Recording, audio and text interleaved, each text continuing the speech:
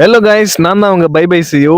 இன்னைக்கு new year அதுமா கொல்லில தண்ணி பாய்ச்சுன்னு சொல்லிட்டு எங்க அப்பா சொன்னதால வேற வழி இல்லாம வந்து தண்ணி பாய்ச்சிட்டு இருக்கேன். ஸோ நல்ல உணவுல சாப்பிடணும்னா அதை வந்து விளைவிக்கணும். அதனால நல்ல விஷயங்கள் நம்ம பண்ண ஆரம்பிக்கலாம்னு சொல்லிட்டு தண்ணி பாய்ச்ச வந்துட்டேன். ஸோ தண்ணி சீறி பாஞ்சு வாய்க்கால போயிட்டு இருந்துச்சு. ஸோ பிகினிங் டே வந்து வேற லெவல்ல இருக்கு 2025. ஸோ இன்னைக்கு டே 1 விவசாயம் பழகுறோம். ஹாய் காய்ஸ், விவசாயம் ரொம்ப சிரமம்.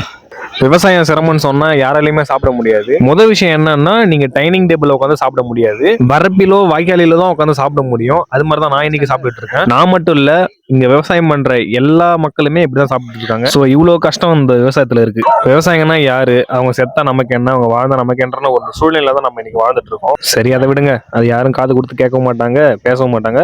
நம்ம லாக்குள்ள வருவோம். ஸோ இன்னைக்கு டே வந்து செமையா போச்சுன்னு சொல்லலாம். காலையில தண்ணி பாய்ச்சி முடிச்சுட்டு ஈவினிங் வந்து நம்ம கோயில் போலாம்னு சொல்லிட்டு பிளான் இருந்துச்சு. ஸோ நம்ம நேரா குளிச்சுட்டு பண்டுட்டி திருவதி கோயிலுக்கு வந்துட்டோம். வந்து பார்த்தா கோயில் அவ்வளோ கிரௌடு, எப்பா முடியல. சரி, வந்ததுக்கு சும்மா கோயில் சுத்தி பார்த்து வரலாம்னு சொல்லிட்டு ஃப்ரெண்டு கிட்ட சொன்னேன். ஃப்ரெண்டு என்ன சொன்னா, வா நண்பா கியூல நிப்போம், சாமி தரிசனம் பண்ணணும்னு சொல்லிட்டு சொன்னா. சரி வாடான்னு சொல்லி கியூல நின்னா செம்ம கிரௌடு. ஒரு 10 நிமிஷத்துக்கு அப்புறம் தான் நாங்க வந்து சாமியை பார்க்க முடியுது. ஸோ வந்து 2025 ஃபர்ஸ்ட் டே வந்து செம்ம ஜாலியா போச்சு. உங்களுக்கு எப்படி போச்சுன்னு கீழே கமெண்ட் பண்ணுங்க. மறக்காம இந்த வீடியோவை ஷேர் பண்ணுங்க.